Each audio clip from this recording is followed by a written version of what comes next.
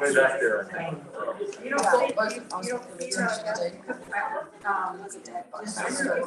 Oh, good. I think I am going to go buy $40 because I need more food. It's almost eaten. Let me go and get one. I wanted to I'm going to go and get one. classroom, yes. Yeah.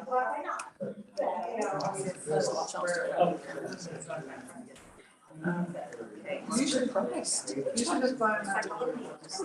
Classroom, yes, so I did. Connect it. Yes. That's not one we did. So maybe you can Sunday. Yeah. So what do you need? Way back there. Got it. Yes. Yeah.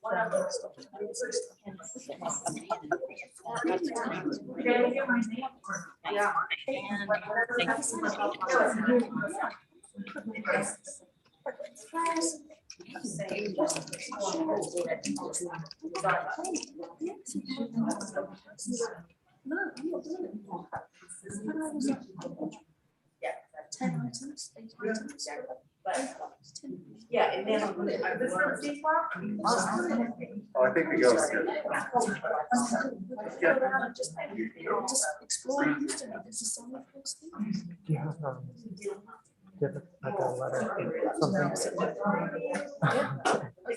I mean, our ladies. I do have. I have an envelope. oh, that's even better. I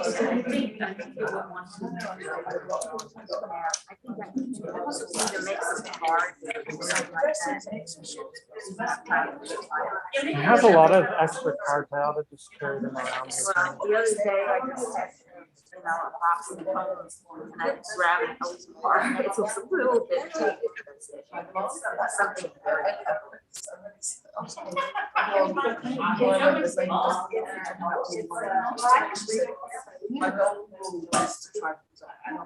And she was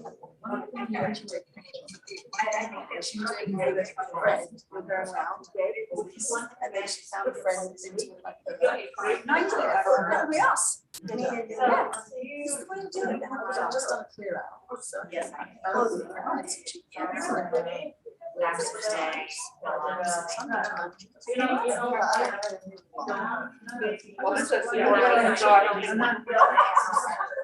I got lost. No water. Yeah. I was about to put on my phone. I know exactly where I got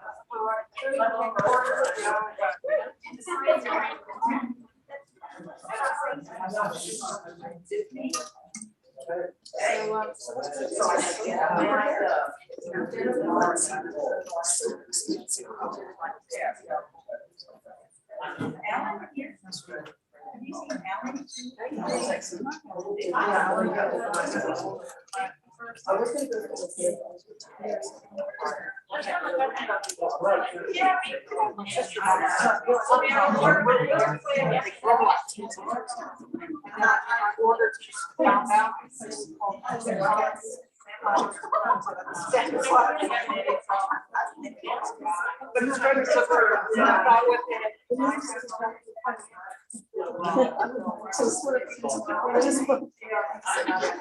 I wonder if there's some cake somewhere.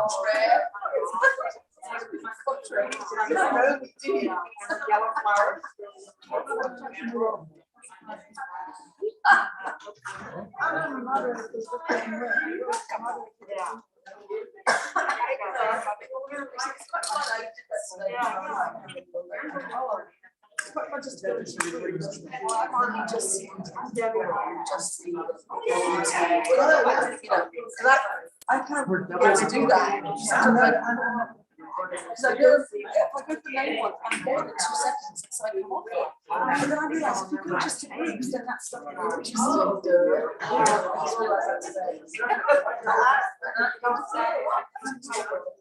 in. You really got a lot. I love.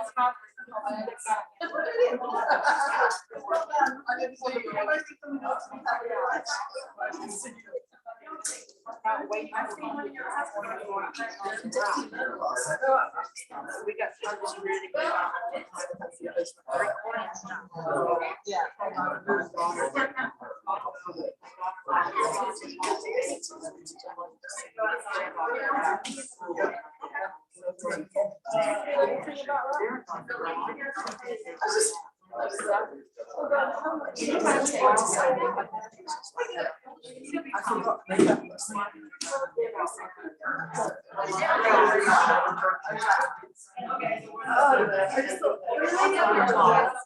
Did you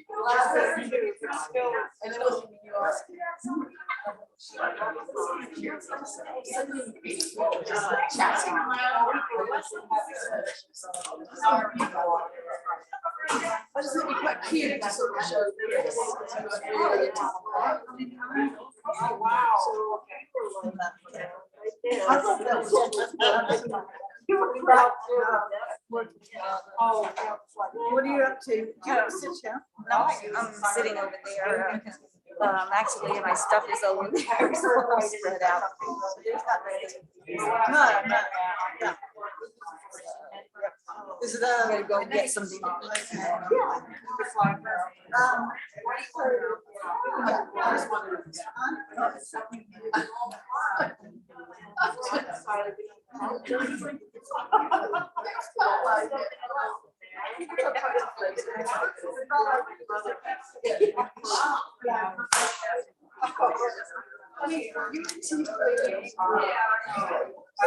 right there.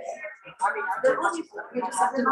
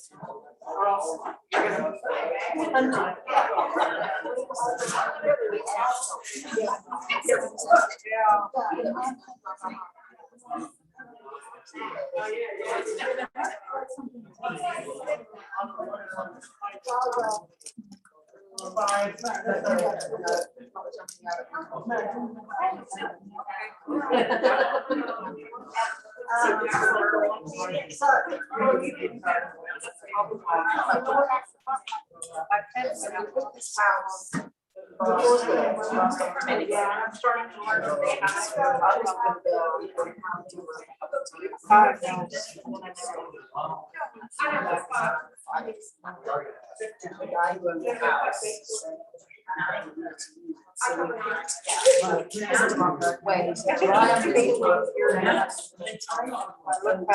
you ready? Is this coming over? Well, welcome everyone. Thank you for coming. I'm Linda. I've been the president this past year. And had no practice running a meeting like this. Almost over. And so I have a couple announcements. One, Wally's going to tell you what he's doing. Wildscapes Workshop.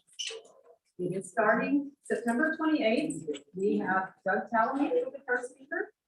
It's going to be like last year, over 4 Tuesdays and Thursdays. We're having a little trouble with conflicts with our next speaker. But then we also have Chief Carly Clay, who's going to talk to us about conservation and their efforts at Artist Oak down in Galveston.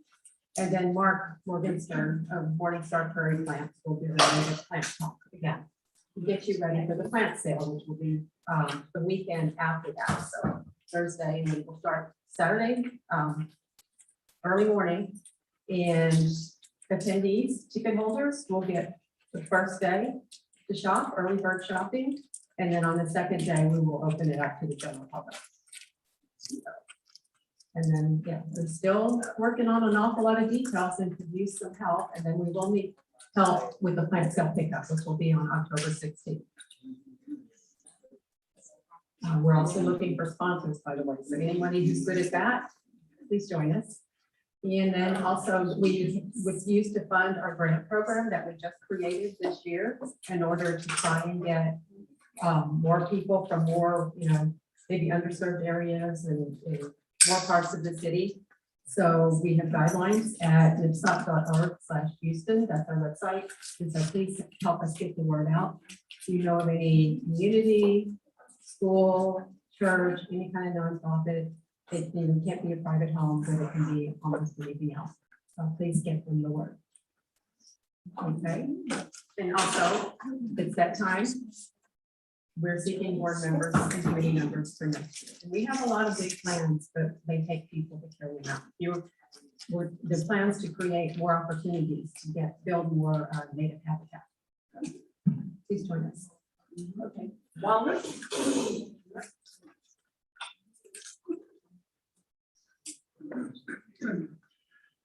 caught a bit by surprise tonight in that there are pins reflecting the length of service of our various members, starting at 5 years and running up to 25.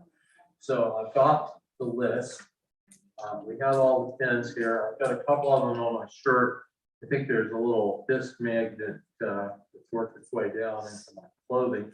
So, I'm going to skip trying to model all of these, but in the meantime, I think I can do this very quickly.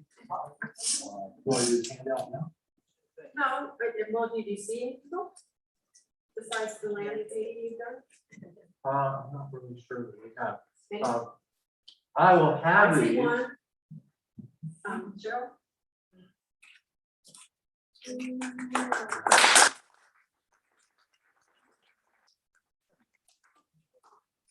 Since 09, no, 08, I think. So retired in 09. Don't remember before. 15 years? Yeah. Was that long? Wow. Yeah. No, I think 15. That's what you do. By the way. Okay, Gaillardia for 5 years. Milkweed for 10 years. And a mallow, we call it wild wine cut for 15 years. Katie helps pick them up. Oh, yeah, yeah. Yeah, these are really nice, y'all. Wally's been here 20 years. More or less. I probably was hanging out just in the back row before that. Very quickly on the 25 year, let me just go through those very quickly. That's extraordinary. Leslie Davis, Sandra Elsick, Diana Fossum is not here. Doris Durbin Bird, Linda Knowles. Linda, you're back there somewhere.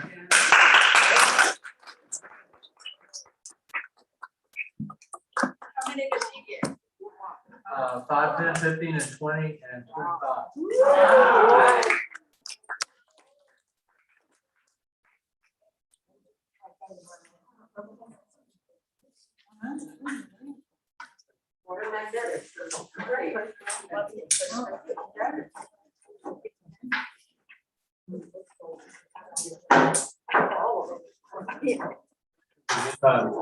On the 25 years, H. Wood and Patricia Martin.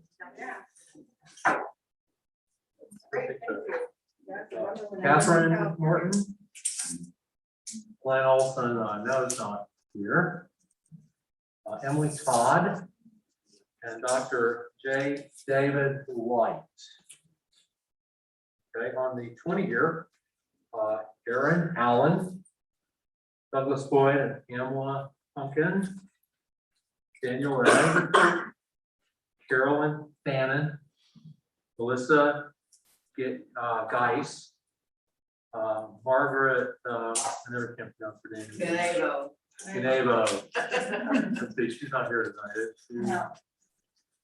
David and Janet Griffiths. Gwen Coons, Susan Zasinski Bracken, and of course me, I'm already taken care of. 15-year, Jackie Bailey, Donna Burrows, Linda Crum, Julie DeBlanc. Yeah, okay. Katie MD. Of course, Francis and Bill Graves, Elizabeth Harrison, Ian Hightower, Dee Howell, Cheryl Marquins, of course, and Bill, is it Pekina? Sure. Pekina. And of course, Lance Shen, yay.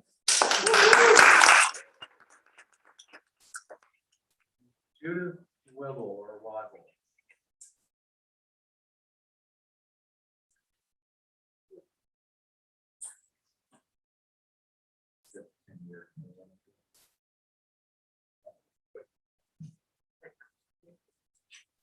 Do we have any 10-year folks? Can I see a hand? Susie, well, come on up.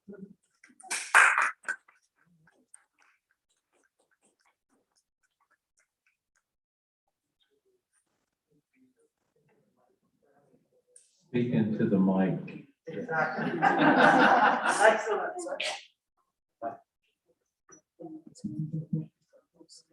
That's much better.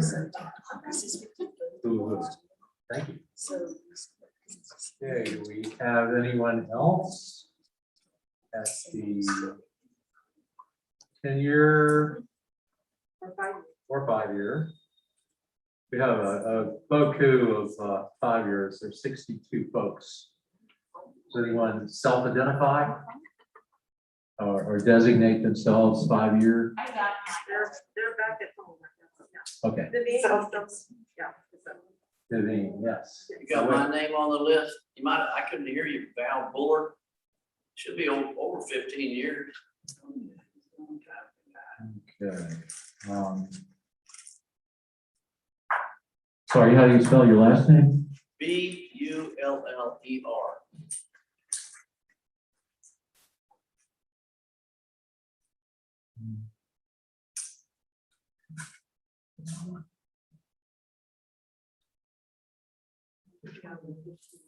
Coming on. Yeah. No, we'll check that. Wendy, you know how to check that, right? Yeah, they did say that it's possible there could be mistakes. They got a new system for tracking members and other things, so it's possible some information. So we may have an initiative because of the new system. So is somebody, who, is Linda gonna look it up or Wally or follow up on it? I will try. Yeah. Great, thanks. I'll try asking Linda. Did you get yours? Yes, I did. Thank you. I see Doris is on Zoom. Nancy, Let's see Hannah? at the end. I'm sorry. At least 5. It's probably not more than that. Yeah,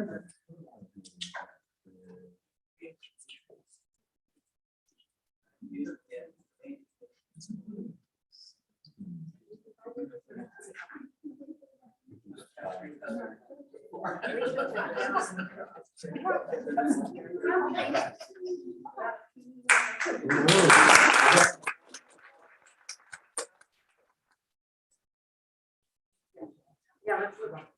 Okay, thank you all for your attention. We also somehow gained the most members in the first quarter of last year, despite not meeting.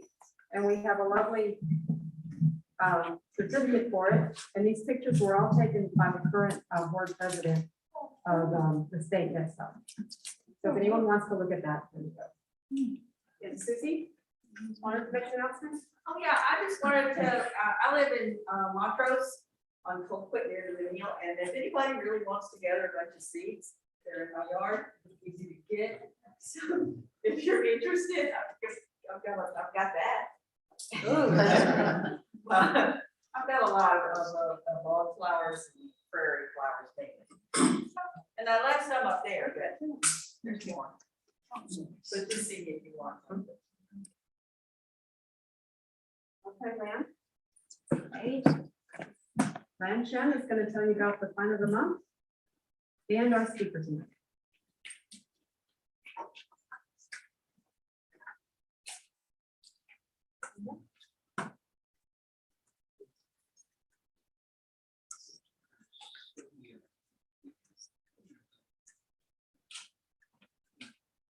Okay. You can talk all you want.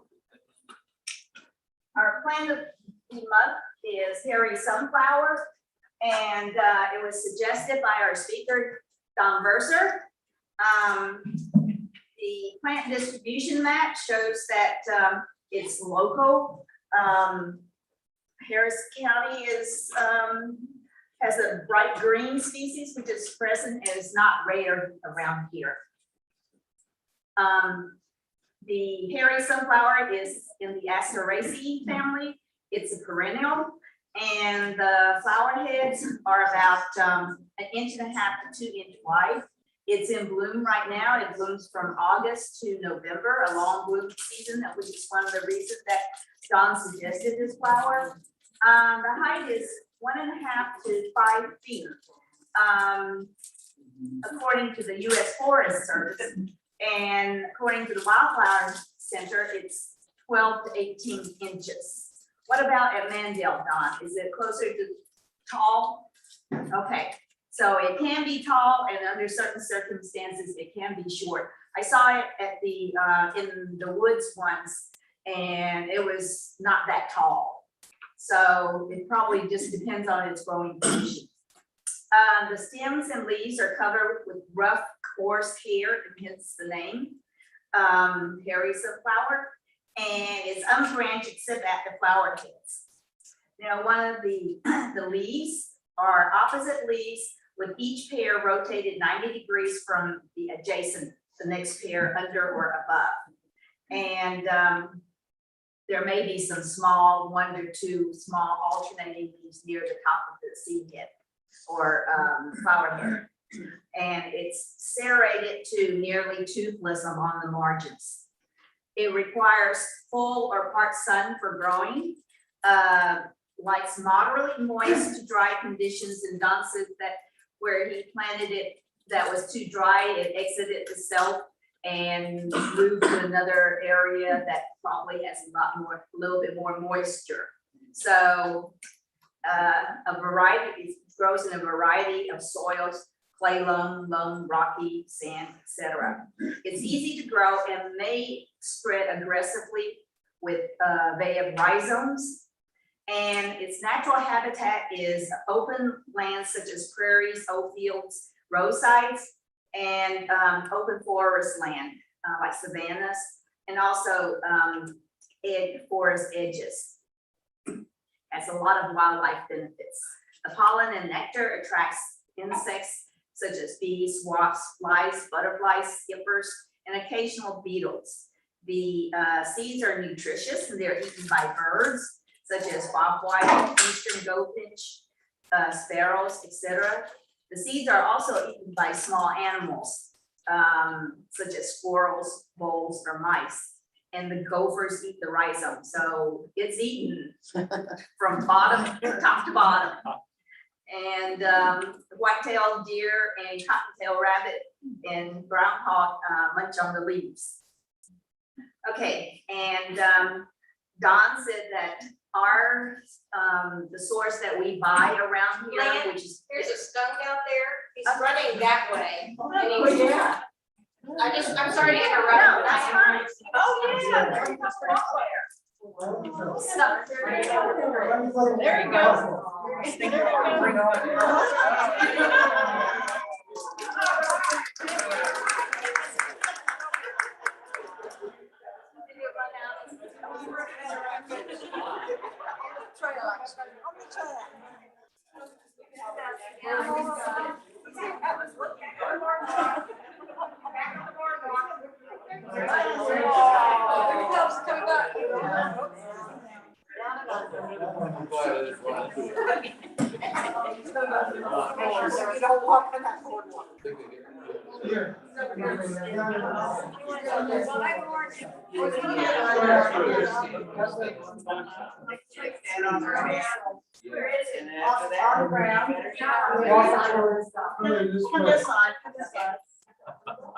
I think it went under the boardwalk.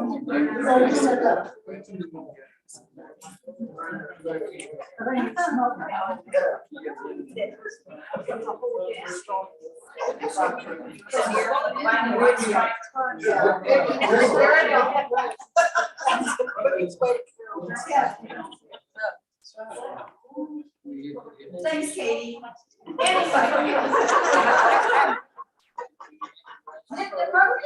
Your description was really good. Anyway, let's see. Oh, yeah. The main thing is the sources of seeds for the ones that we buy around here from Houston Audubon or Mark Morgenstern came from Flo Hanna, who found it in Chambers County. Oh, yeah. So, well, there's some of that in Memorial Park. Oh, okay. In the woods, yeah. Good. It may have been destroyed by now, but there was some. Natural, natural, it wasn't planted then. No, it was just in the woods. Okay, great. I'll try to check on it. And then the last page is credits. Those are the sources that I got the information from.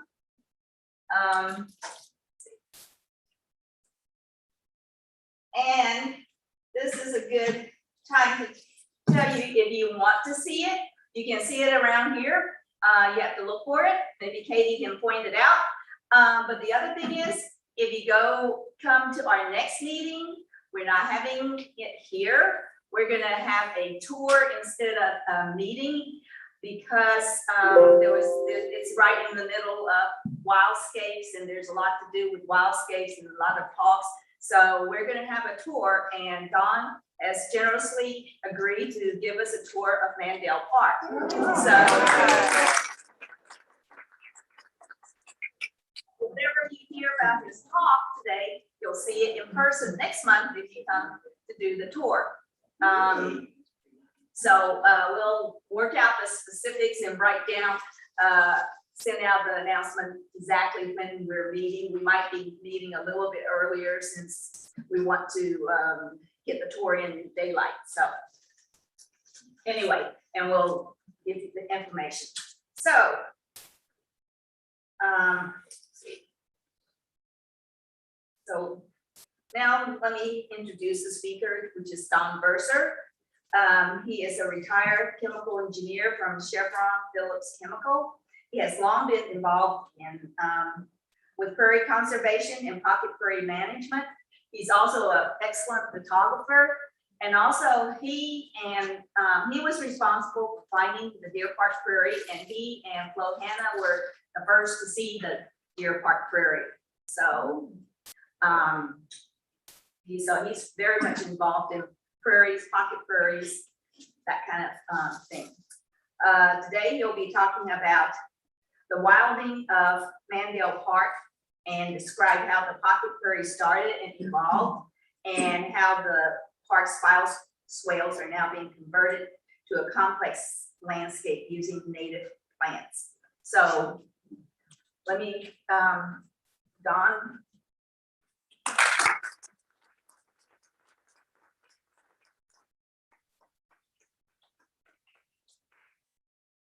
And the pointer works.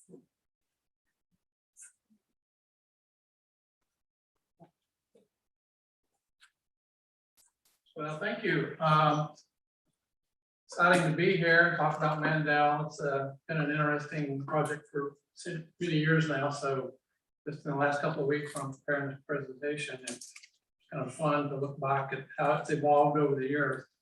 If we have a field trip next month, there's no telling what you'll see. I mean, the thing about these types of landscapes, you never know what to expect from week to week to year to month to month. So right now, it doesn't look that great, but because I haven't been in town to trim it and cut it back for a number of weeks now, but I'll probably be doing that in the next couple of weeks. And so with some of my team that works there, and hopefully by this, next month in September, it probably will be looking good. I guess I also want to this is a story about Mandel Park. So I want to acknowledge Skip Albany, really, because I don't know that it would exist without him. And I know the prairie would not be there without Skip. And so just a little bit of the history, it's a 1.2 acres, really small little park, city park at Mandel in Richmond. City had bought it back in the 80s and then sort of abandoned it. And then the neighborhood association adopted it. And in 92, there was the community gardens were established. And in 2004, I think then it reverted back to maybe the Parks Department, maybe at that time, and that's when Friends of Mandel Park was formed. And it was formed to really to operate the park and this adopt a park program that each part has. And they set out and they raised $1 million to construct a nice new park. And they were successful, and there was a new park built in 2014. And this is the design, this is the architectural design drawing of the park. Within the middle is the focus has always been the community gardens. And the garden plots there in the middle, and then there's pocket prairie there is in the middle of the park too, surrounded by kind of a great lawn, but in this case, it's kind of a mounded great lawn. And then this is bioswales. We refer to these as the bioswales. It's kind of a ditch where water can drain into this ditch. It's got kind of sandy soil, so I think it goes into a pipe out the bottom. So this is the vegetable garden plots, the raised bed is what it looks like. In the background there is referred to as Skip's shed. Skip, but that's where a lot of the tools and stuff are stored. So the management of the park, you have the individuals are assigned, to the individual garden plots, and then there's composting is actually, there's a big composting operation. I'm not familiar, but if you come next month, maybe that can be part of the tour too. They have their separate work days and there's separate leaders and stuff in that.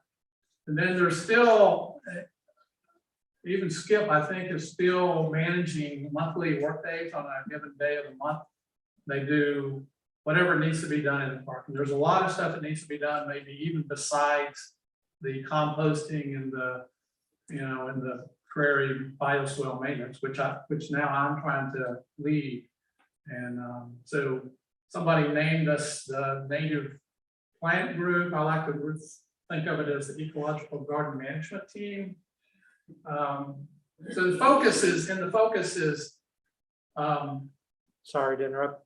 Our Zoom watchers are saying they're having a little bit of a hard time hearing. Could you just tilt the microphone up a little bit? Sorry.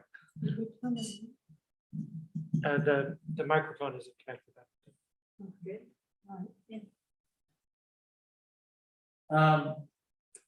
So this, so far we haven't been able to have too much of a regular meetings schedule because I'm out of town a lot and it's a lot of focus on me, but the idea is to have a group of people, and I think there are probably people in the, you know, in this group that might want to participate. This is anybody you know that wants to be involved with learning plants, learning what ecological gardening is about. We're looking for leaders and owners, you know, like if there's some people kind of can work on their own, you know, and it may be that they can kind of adopt a certain part of the park. Even photographers, eye naturalists, enthusiasts. And I maintain an email list. So if you're interested, I can just put you on the email. So then you're kind of aware of what's going on. I have to start here, actually. This is Psalms Prairie. This is back in 2008. This is basically when I first realized that Houston was once this fantastic, diverse tallgrass prairie. Is really the first time I started learning the plants of the tallgrass prairie. So it was about, it was really probably the last remaining intact, you know, really great prairie on the near west side. It was about 100 acres. And this is Slams Road. This is I-10. But also notice that this is Addicts, the end of Addicts Reservoir Dam. So I don't know. It's like, you know, like all of this development was really in the floodplain. And I think that, you know, when they did they had to connect Greenhouse Road from up here to I-10, and you know, and they had to destroy it. So the rumors were, as soon as they started covering the prairie, you know, these neighborhoods started flooding. You know, I think they built detention basins here, but I don't think they work as well as prairies. So it's still, I don't know, it's still kind of a shame that, and I think about what Houston lost by not saving this prairie. But it contained, it was highly diverse, and so we gained permission to dig it up, big and small scale. So we got a lot of the plants got transferred to different sites, a lot of different sites. There was a lot of projects involved in this, and probably not many of those plants or sites really survived that long, but it did start a pocket prairie movement. I think what happened there, and it really, you know, Houston's prairie awareness really was kicked up. So here is, this is Flo Hanna and installing the very first pocket from those plants at Psalms here at the old Mandel Park. Flo referred to this as the peanut prairie.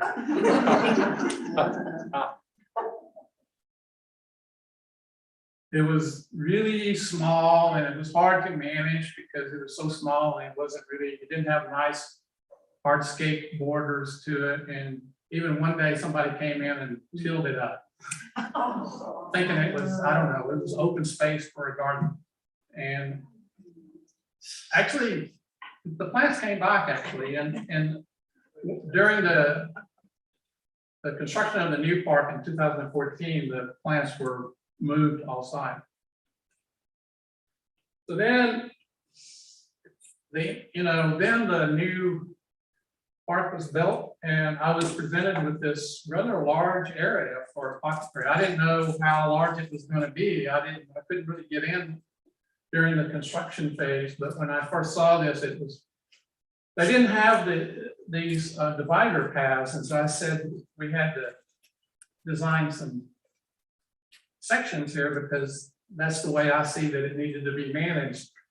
And so the contractor that was still on site, you know, put in these really nice flagstone divider paths. So we divided it into 5 different sections. And I also told him to mound up this section some and this section some, thinking, I don't know, I wanted a little topography. So that's what we did. And I also created a plan. You know, the main thing about the plan is that I created themes for each section. So in this small section here, I said I want to plant major tall grasses that's found in the prairies. In the section 2, I'm going to plant, Texas coneflower and milkweeds. But in these 2 sections were, slightly depressional, so they're going to be a little bit wetter. And I know Texas coneflower likes it a little bit wet. Section 3 is, I kind of labeled that a pimple mound. And so I tried to decide, what plants I had seen growing on pimple mounds to decide, what to plant there. And section 4 back in the back was, kind of flat, and that was gonna be fall color. So I wanted to plant, sunflowers and then Gulf muley that it shows well in the fall, and a little blue stem that shows in the fall. And actually, Latris Beckiata too, that blooms really late for Latris. And then this section I called it the Latris patch, and I planted dozens and dozens of Latris picking station. So here's what it looked like the first year. This is the grasses. It's a small section, but I put in brown seed, Florida paspalum, switchgrass, Indian grass, big blue stem, and eastern gamagrass, actually. So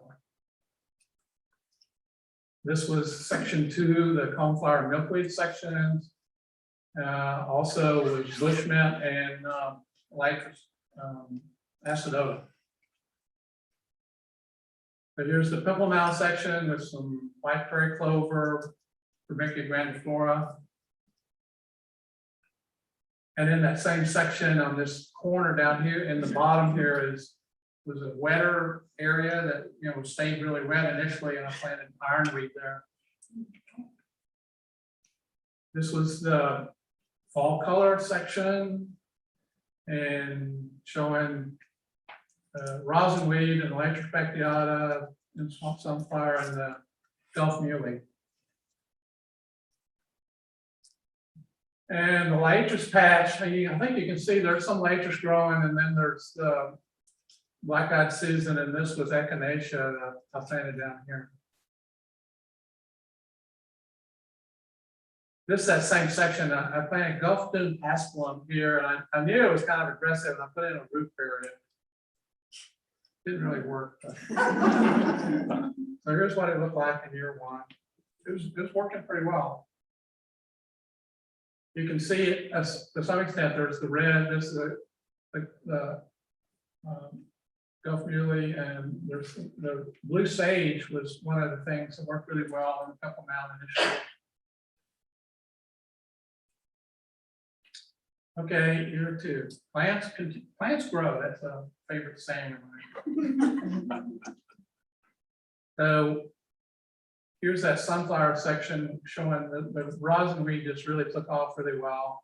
And actually, for a little while, the Latris Beckiata did well, but it soon declined. And this first year, the swamp sunflower did really well. And this was not, I didn't really think of this as a dry section, but I think there was a period where it maybe got really dry, and that's what the reason that the swamp sunflower declined. This is the Latris patch. This, shows wine cups that are doing really good early.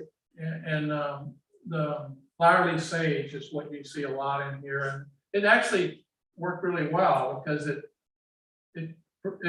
functioned as a really good ground cover, initially.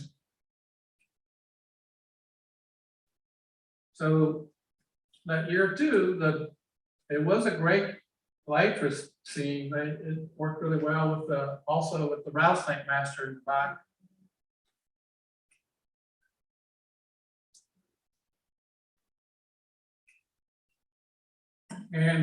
But the Gulf Doom paspalum was just growing too fast, and it was already escaping my root area. So this is one of the few plants I decided I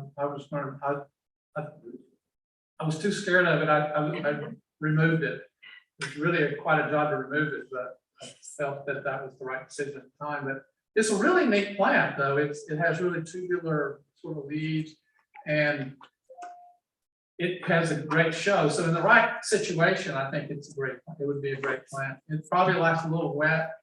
This, again, it's at the edge, one of these edges where it probably stays wetter. I'm sorry, what plant was that? Elfdom, Haskell, Okay, thank you. yeah, Haskell monostation. So, and now this is kind of skipping ahead a little bit, but I can't go through every year. It's been a while, but this is a picture of the whole prairie in spring of the third year. I'm skipping ahead to the last couple of years.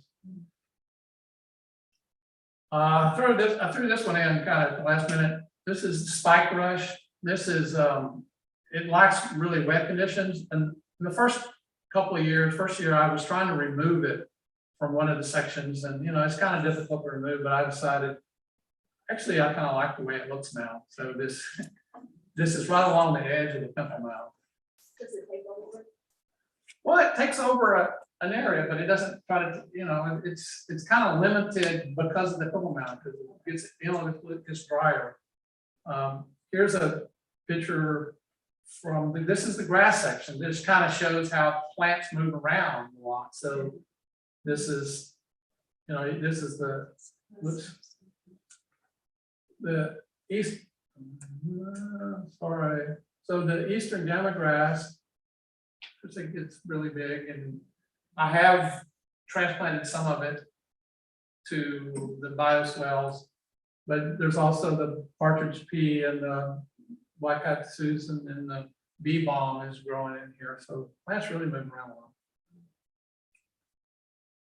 And two milkweeds that are doing, seem to be doing pretty well are this aquatic and butterfly milkweeds. And this is it's actually in the Pimple Mound area. The aquatic milkweed is actually growing in with the spike rush because it likes really wet too.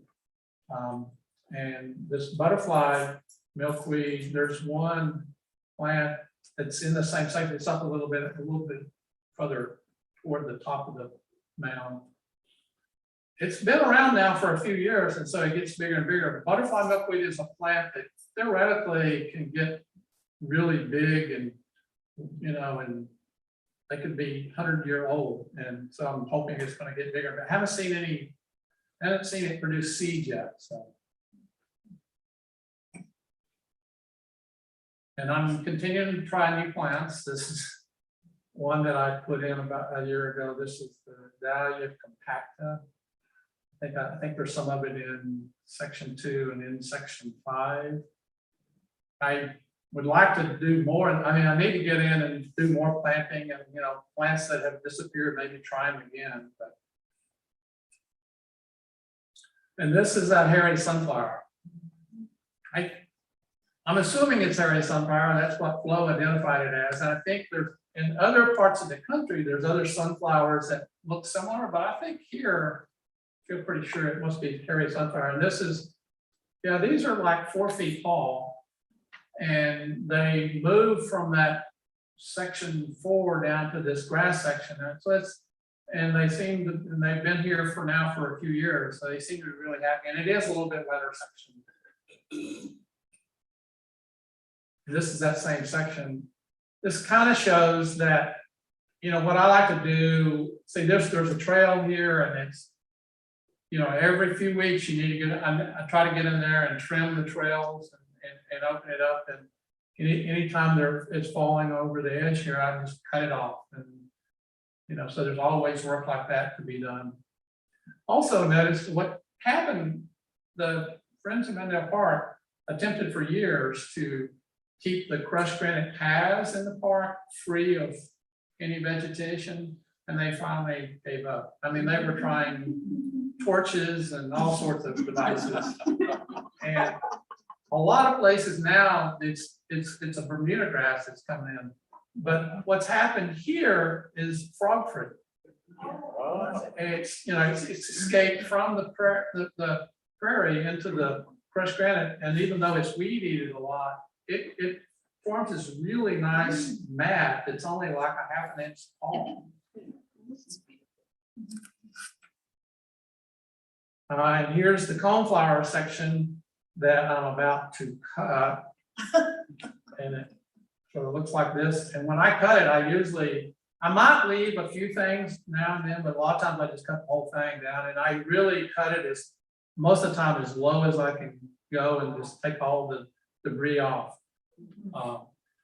And I'm actually now thinking that I should be doing this more often because I really think this promotes a higher diversity, and higher diversity is what you want.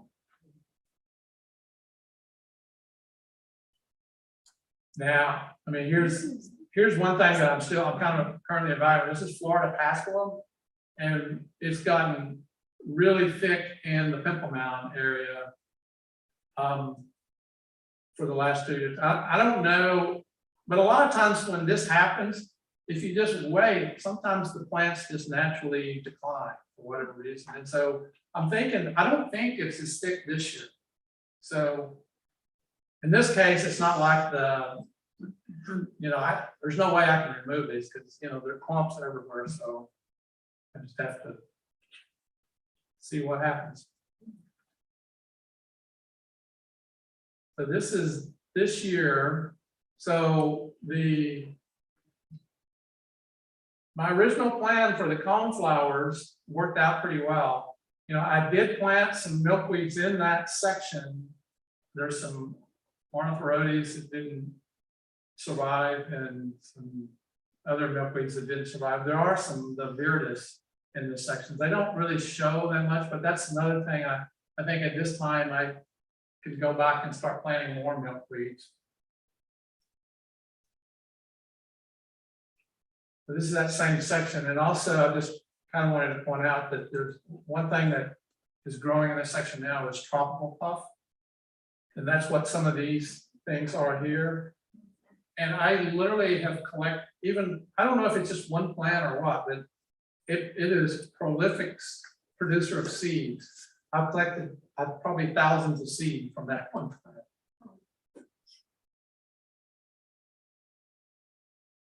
This is the Pimple Mound section. This year, this is that wet area where the spike brush is.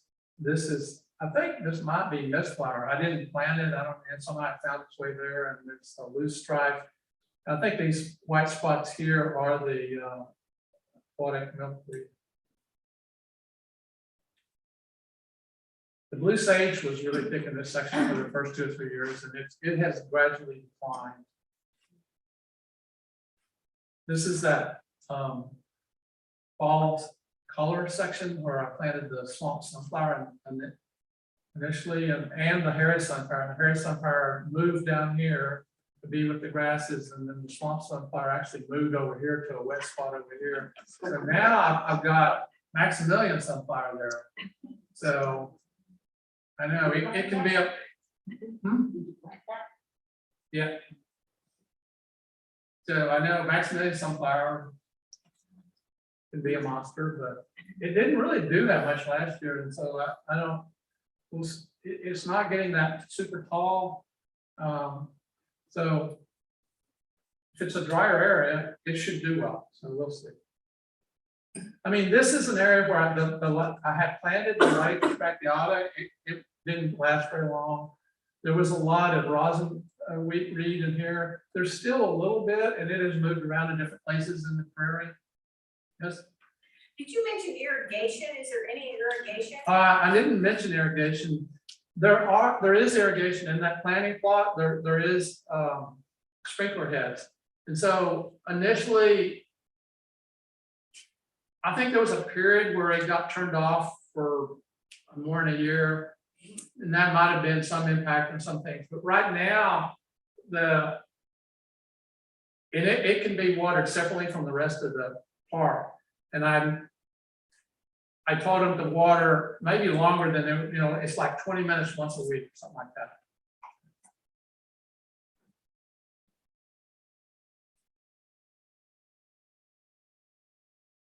Yeah, so this is a new sign that I put in last year to kind of highlight the ecological gardening concepts.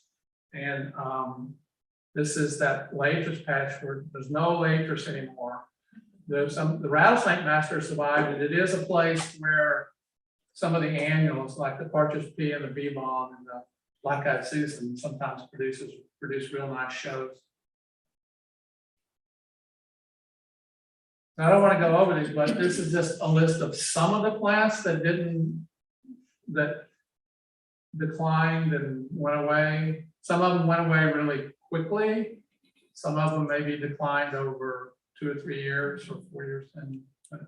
And for the most part, I think most of them are gone now. But, you know, I would suggest that there's some of these I still want to try again, you know. But some of them, the rarer ones for our area, maybe it shouldn't really expect them to do really well in gardens necessarily. But in some cases, you can find the right, you know, micro habitat for them to be happening. And this is some of the ones that are there. So I'm just, you know, there's probably a lot more than even this list here. So I'm just saying that I tried a lot of plants, so.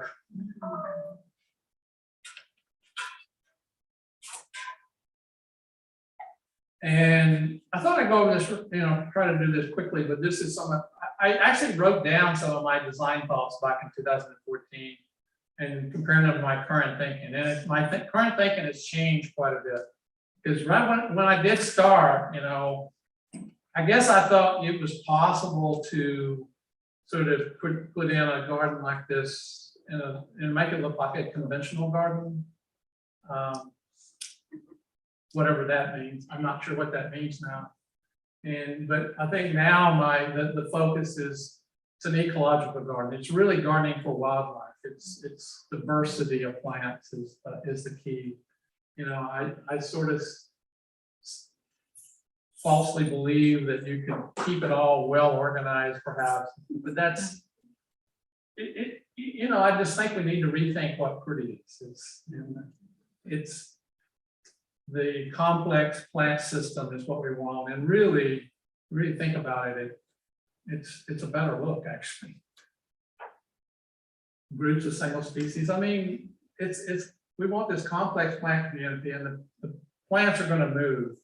And I mean, we can manage it to some extent, but we need to pay attention to where they want to be. You know, 100% real deal natives, which in the prairie is what I'm trying to, when I say real deal, that they are local populations, and I'm trying to honor that as much as possible. And I think I have in the prairie section. And you know, and we're presented with this nice hardscape border, and that makes it really nice. That's really a good thing to have. And initially, I mounted up 2 of those sections, and I don't know, those are the 2 sections that have been a little bit more problematic, you know, than the other sections. So I don't know, if I had it to do over again, I don't know if I'd do that. I think the ones that have kind of slight depression seem to have done better.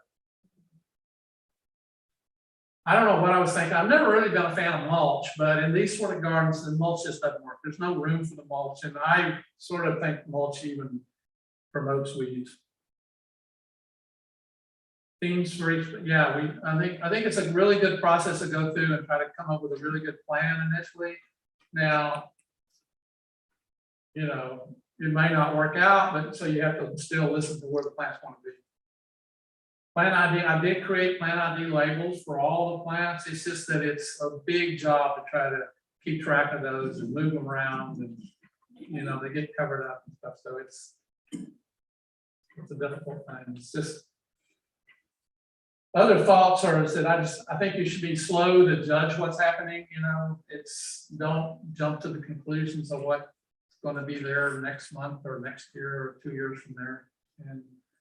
And I just believe that what we're trying to do is get to us, you know, you're wanting a landscape where you can manage mostly by just trimming it and cutting it back rather than having to weed.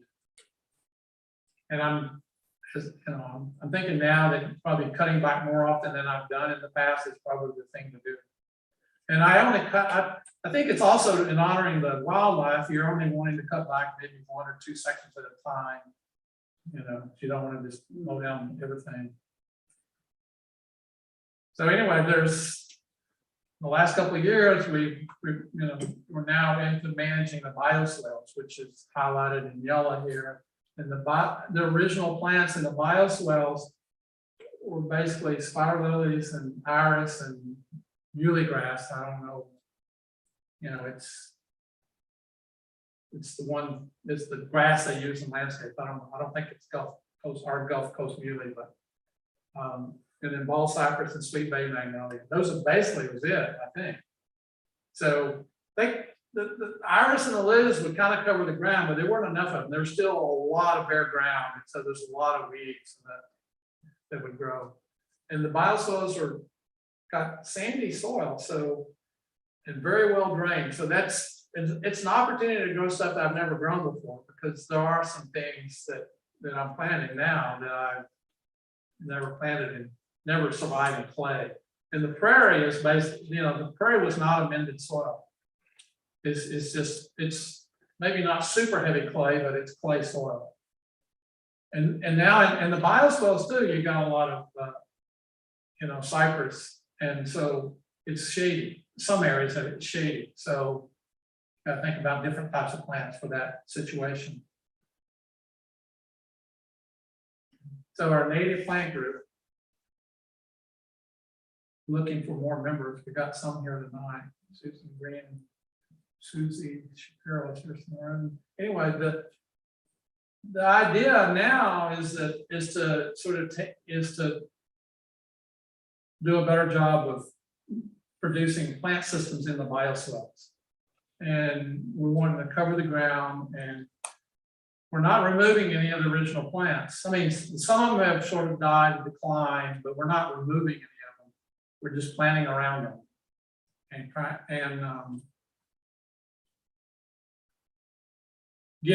to get to the place where we're kind of would be managing the bioswales a little bit more like we've been managing the prairie, where you just kind of cut back and trim more often.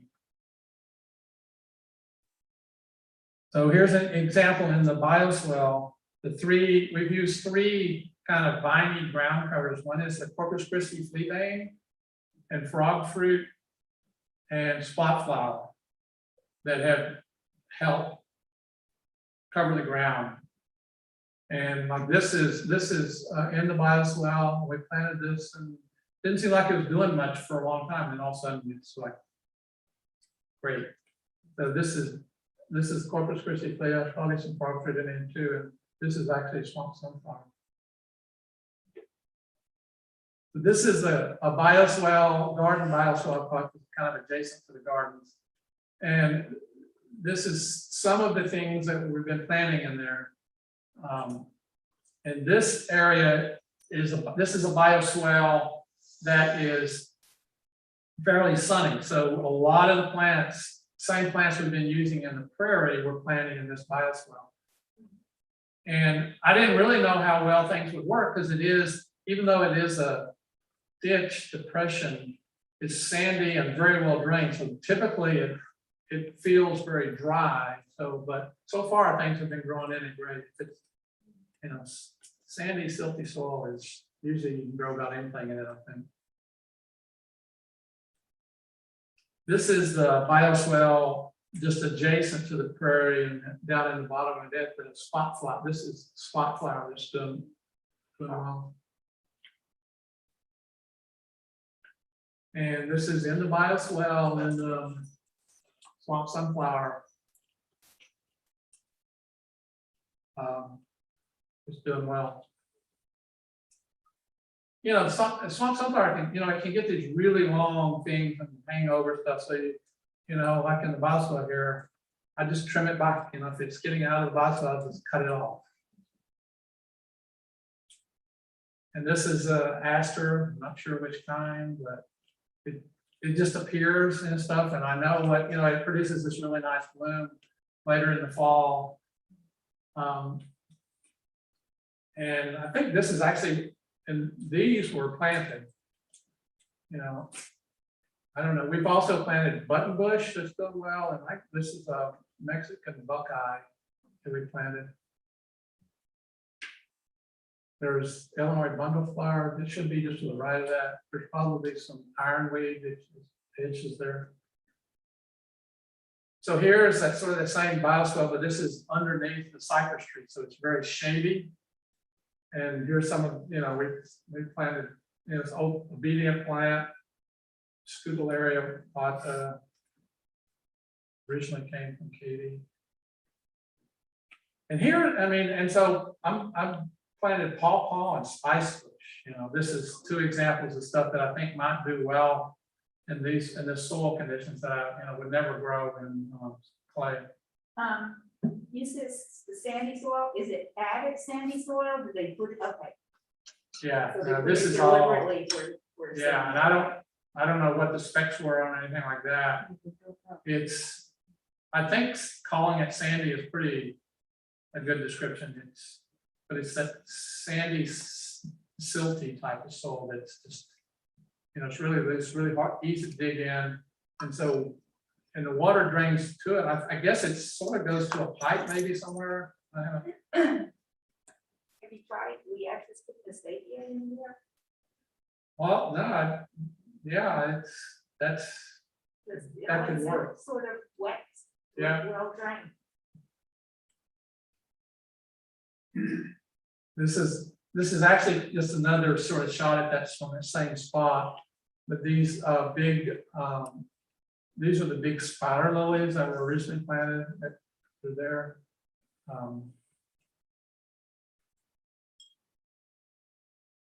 Yeah, and like the lake, this is the Gulf vervain, works really well. I mean, it doesn't cover the ground very well, but that's what these blue things here is. It's Verbena zupa.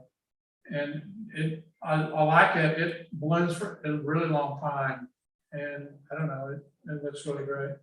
This is just adjacent to the prairie, and there's a lot of stuff in this small area, there's sunflowers, maybe even Maximilian and swamp sunflower here. Grasses.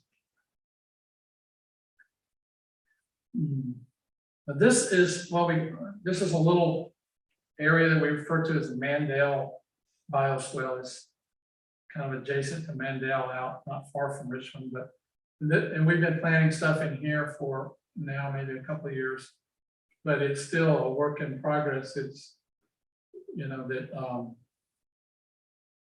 just have to work at it a while. You keep planting stuff and you weed it and trim it, and then you repeat and repeat.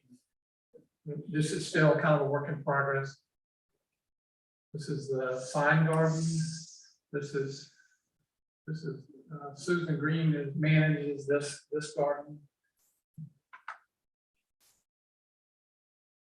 This is the Richmond bioswale. We just really started working on some of this year, and this newly grass we cut it back after the freeze. That was the first time it's been cut back since the park was installed, and so we planted a lot of stuff in here, but there's all this bare ground. So it'll take another couple of years to try to get this plant system going. I have planted some, like, again, some of these areas a little bit shadier. So I planted like, some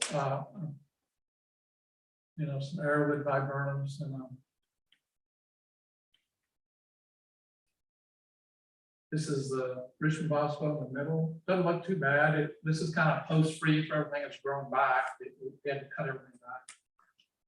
This is looking along Richmond toward the east, and there's a lot of iris and stuff that remains here. So there's not that many open gaps right here, but a little bit further down, we have a problem with goldenrod is wanting to take over this area. We're my idea is that we're going to try to maintain a kind of a flower garden, wildflower garden here, keep the goldenrod at bay. We'll see how well that works. But really, I think the ecological gardening is for the wildlife, and I haven't had much time to, eye that wildlife there, but I think we need to document the wildlife that's been using Mandel to tell that story.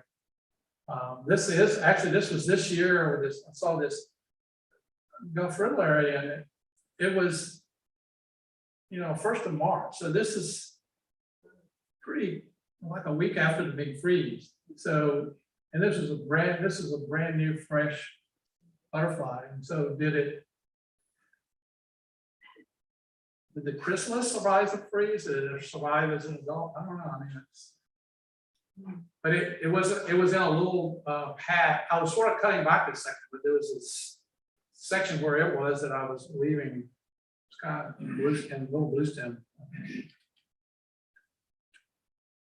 A lot of stuff really likes the ironweed, and I really think people are more attracted to wildlife probably than plants. So telling the wildlife story is really going to be great for attracting more public attention.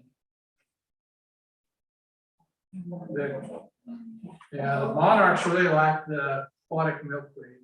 They love it. And I don't know. I didn't have that many pictures of insects. Here's the sand wasp. I took a picture of one day. This is my favorite. Sort of is the robber flies are my favorite insects. These bee mimic robber flies are my favorite robber flies.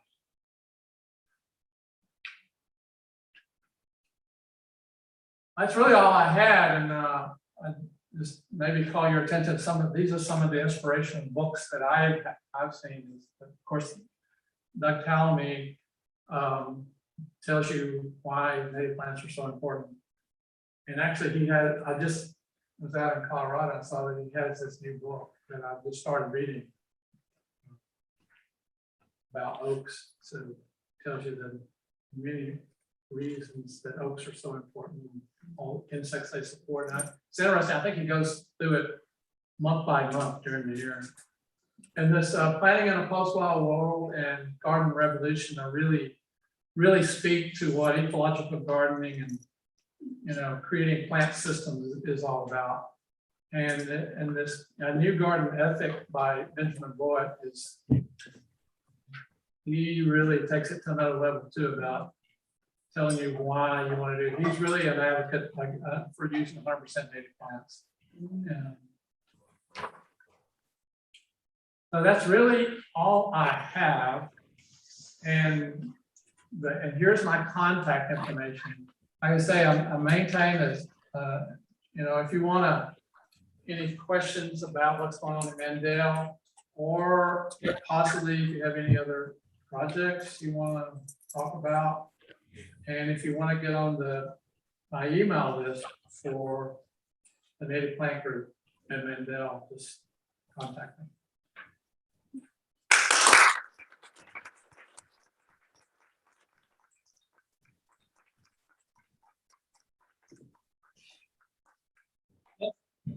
My question, I kind of just cringed at mowing and trimming because I always worry about the larvae that may be on the plants. So when you say more often, and kind of how do you deal with that? Because they're we're growing stuff for them, and yet I know that management is also part of it. That I struggle with that. Yeah, well, that's why I'm involved with 40-acre horse pasture too, and I hate mowing at all because you go out there and you see all these, all the wildlife is out there. So I'm just, we're trying to segregate, maybe 5 acres or 10 acres out of that to not mow it. And in here, though, there's 5 sections though. And I think though it's a trade-off. You're wanting to have a healthy, diverse plant system. And that's very important for the insects too. So I think if you don't, I don't know, I'm just coming to the conclusion, I think that, some of these plots, I may not mow it even, maybe once a year, like in the winter. But I think that if you want to grow more plants, you wanna mow it back more often, and I'm not saying mow it every month, but, you know, maybe 2, 3, even maybe 4 times. But then you're alternating between these sections, I think. But I'm just worried about the ones that are on the plants that are being cut. But, you know, so that's why I'm asking numbers of times, what you're kind of playing with, and it's, you know, it's all. Yeah, I know, that's hard when you start thinking about that. I mean, even that robber fly, that type of robber fly, I don't think they know how it reproduces. And I think it may be using stems, you know, it was on that stem, and that may be where it lays its eggs. So that's the reason why we need to document all of the, you know, as much as we can. And so at least we'd have some idea of, you know, what's out there, and you can study how they reproduce and stuff like that.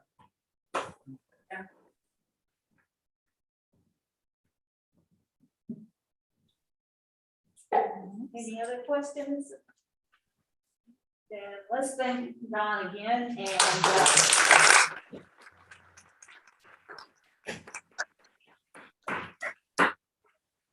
we'll see the thing in person.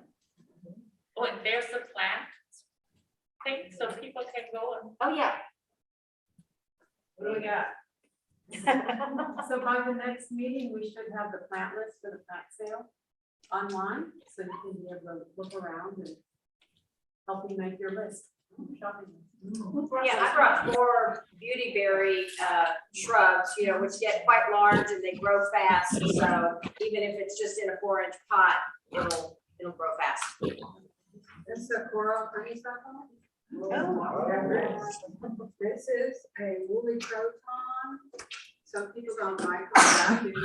Woolly croton. And then a church cat. Oh. Also, Wally Ward brought me a 6-pack of red mulberry, and I'm willing to give up 2 of them. One of them's already taken, and I got another one. Maybe you can talk me out of giving up 3. So anybody who wants red mulberry, the native one, see me. How big are they? They're right there. They're seedlings from the spring.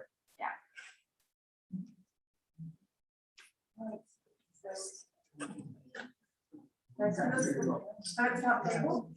And then we need to be out here by 9 o'clock, and we need help with the insurance.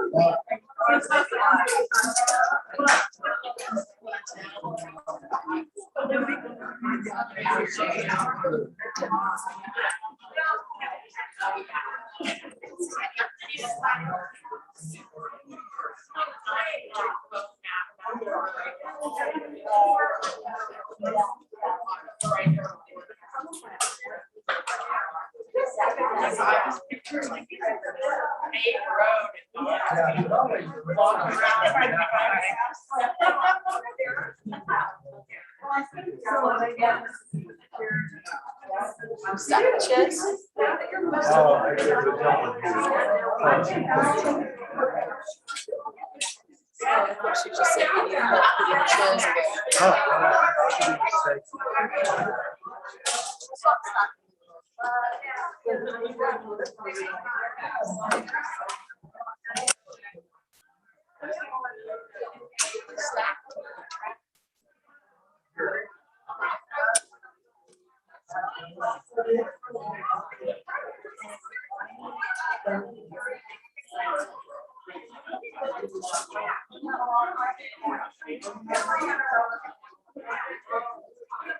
Well, it's like it's a stack.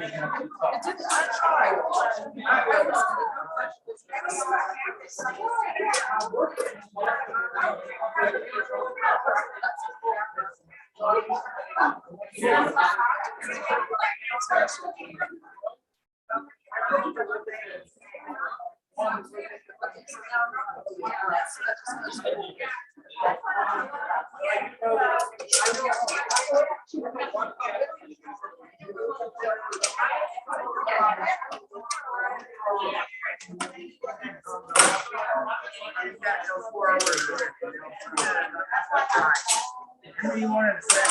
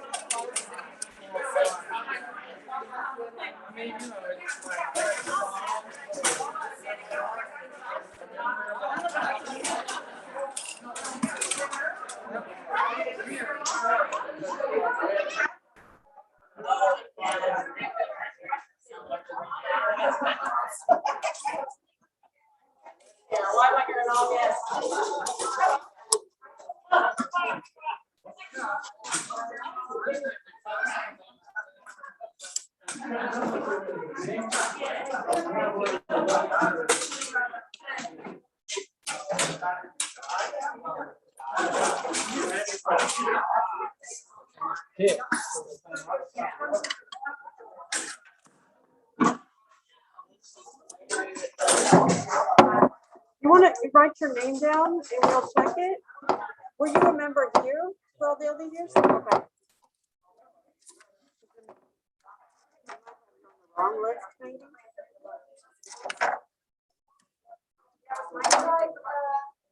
They're waiting for your anniversary date. No. I can't believe that you have my name.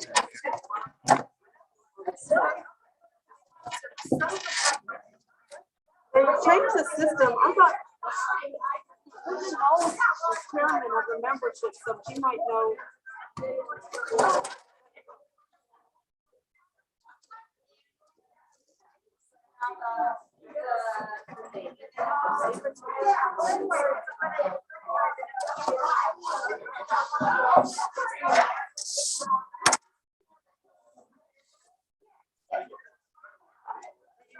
Where's your contact?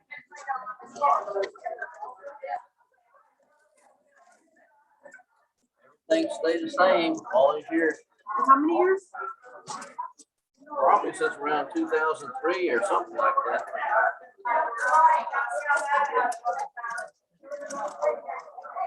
So at least 15? Well, let's go ahead. I'm sure we can get more. Okay. Do they give people a certificate too or something, or what's that? No, that is recognizing that somehow we gained the most members of any chapter. Is it a magnet or what is it? Yeah, they're all magnetic, so one goes inside your shirt, Oh. so you don't put holes. That was actually set aside for someone was 15 years. I think that's 15 years. yeah. So that's 15. Oh. This one's good. There you go. I work night shift. Okay.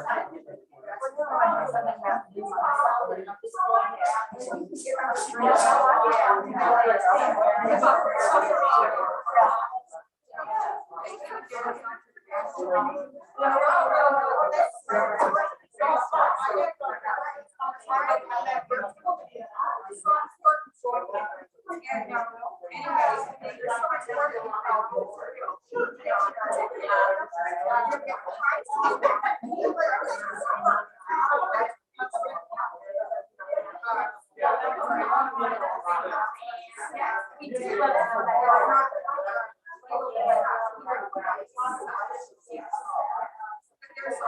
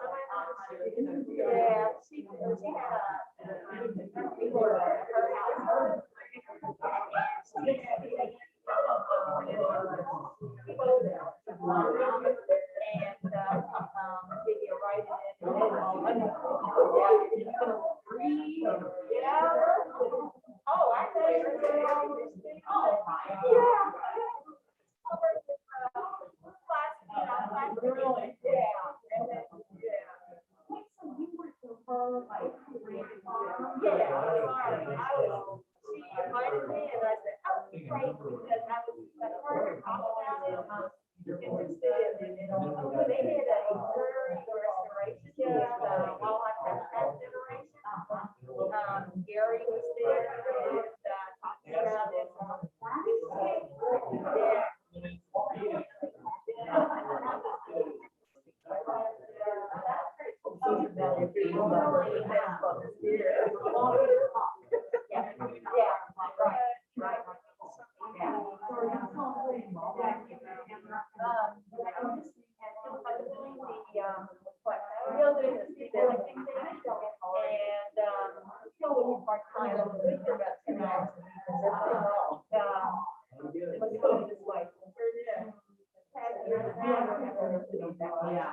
And part of the reason is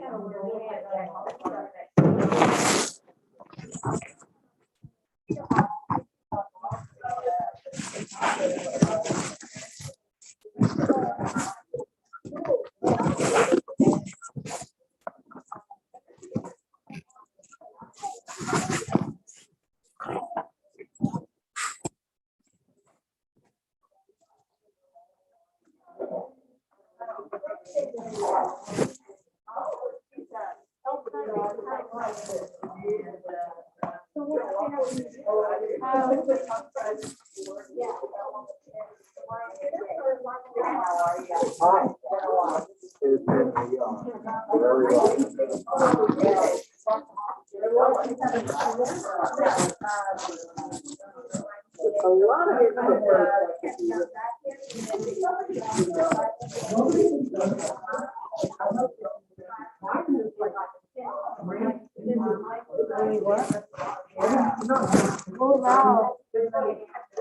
Some more. I don't know. I'm taking those are cool. I'm taking all of them. So much.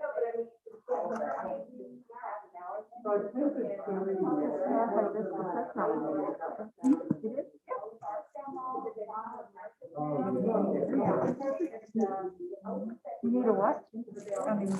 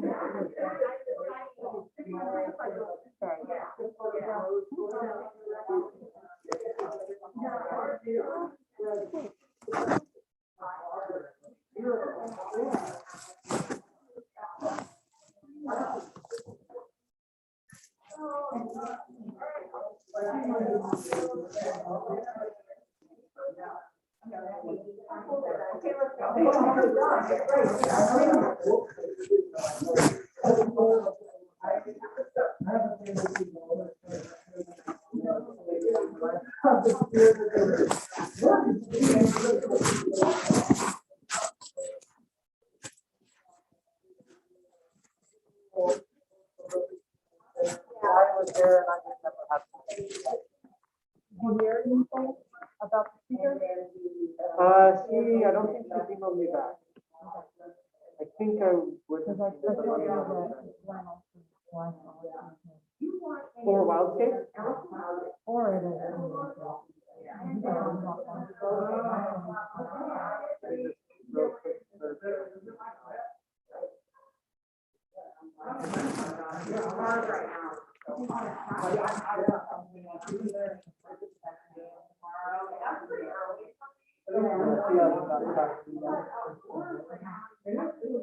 was a few days ago. But I know she keeps it, but she's probably in a world of hurt right now.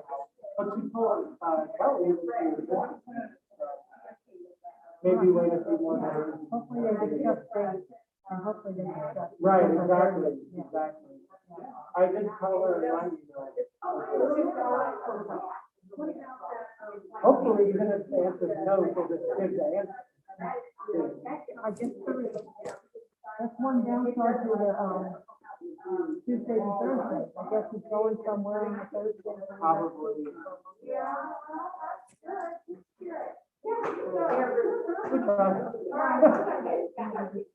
And it occurred to me that when we were going to announce grant, Oh, no, it's gonna be a story. yeah, but people know is that we're- and, someone from, doing a project at the Central Station asked if they qualified for the reason why the federal, there isn't really a federal. I wouldn't see why it wouldn't. No, I don't. Especially if it's like public safety. Public It's safety. for education. Well, that's good. I think that's. Yeah, I think, I mean, I think we're qualified. So far, we've only gotten two. You know, elementary isn't exactly. I'm wondering, I need to brainstorm, like, if there's some sort of organization that Yeah. acts as like a liaison, sort of like community groups or something like that. You know, I have a civic club for my neighborhood. And I'm trying to get in touch with like, my neighborhood, I would say. I mean, there's a lot of not underserved people there, but. Well, I have reached out to some people that they were interested. Yeah. Of the, Green Flag Coalition, because they were all pointing down on the east side. Even Mason Park, I live right by Mason Park, and there's a space there, and I've seen it have wildflowers in it, but it doesn't look like it, it's a big, like brick enclosed circular, demonstration garden bed. It's huge, I mean, it's not huge, it's probably like, you know, 3/4 the size of this room, 2/3 the size of this room, it's pretty big. And I've seen wildflowers, but I imagine they could do stuff, you know. Yeah. Because it was all like, it looked like all mostly like annuals with blue bonnets. And there was some good idea, but. Yeah. I'll see if I can contact the civic club. Yeah. I could put it on Nextdoor. I just thought of that. I could advertise it on Nextdoor. And I also was wondering about having like a staff, you know, because he wants to, he doesn't have a location now. Do we have to award some money for money so we can go again? Try to find something. But I also think we need to reach out. He's got the island. And he's really thinks on it. And he's thinking neighborhood because you know, he's got the, trees, Heat Island, and that was so loud. And maybe working places. Yeah. You know, they're not that good. I think it's on that road now and stuff. Maybe we can, that can be a long-term goal is to. Yeah. Connect with Trees of Houston and then coerce them. Yeah. Paving their way. Yeah. Okay. Yeah. They're always on the, every time you go to the fundraiser, they have the Trees of Houston guy on. Yeah. Oh, that's right, yeah. It's true. I'm gonna look into when the members. I think it's later. All right, who's walking towards Woodland?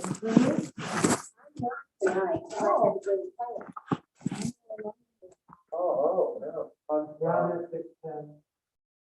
Are you on 610 too? No, I'm just right out here.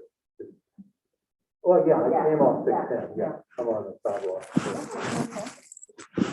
don't know, where I had planned. Are these, were these already here? Yeah.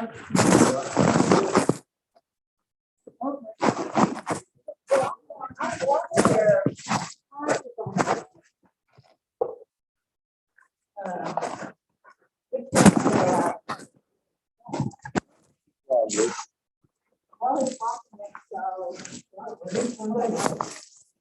Huh? I don't know.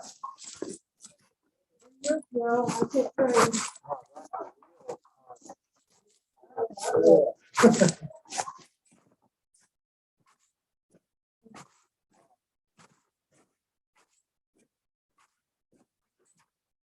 I can't say.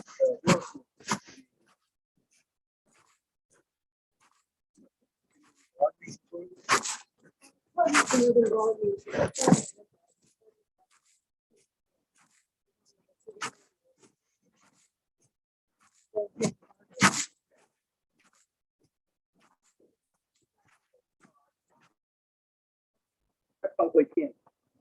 See, I'm helping land. and Okay. she's- All right. Okay, well, I'll see you next time. Yep.